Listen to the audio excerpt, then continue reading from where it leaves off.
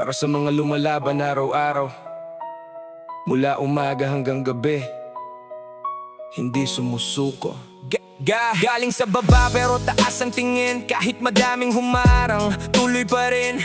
Puyat sa trabaho, pawis ang kapalit, pero para sa pamilya lahat kakayanin. Sa kalsada natutong maging matatag. Mga pangarap dati parang suntok sa buwan. Ngayon bawat hakbang may direksyon na. Kahit madapa, babangon ulit agad. Madaming nagsabi na hindi ko kaya, pero sila rin ngayon tahimik na lang. Kasi bawat sugat naging aral sa laban, at bawat luha naging lakas ng katawan. Hindi ko hahayaan na mawalan ng pag-asa. Kahit madilim may liwanag pa rin pala. Kasama ko pamilya, tropa at inspirasyon. Hanggang dulo hindi bibitaw sa panahon. Ito ang kwento ng buhay kong tunay.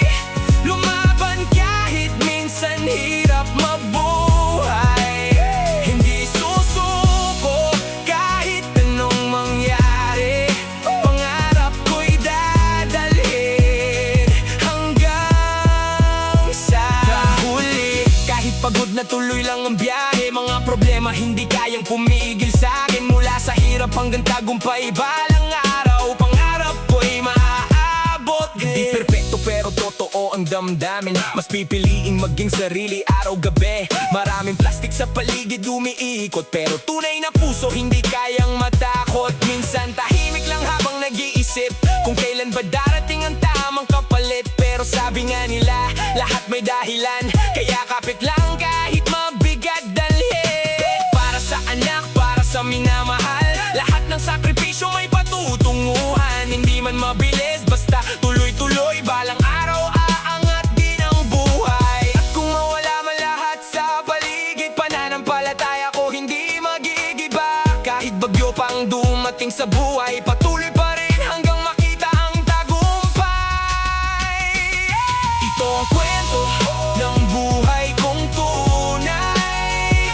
Lumaban kahit minsan hirap mabuhay. Hindi susuko kahit anong mangyari. Pangarap ko'y dadalhin hanggang sa huli. Mula sa wala hanggang sa tuktok, bit-bit ang pangarap at tibay ng loob. At kapag narating ko na ang tagumpay, lilingon ako't sasabihin, kinaya ko rin.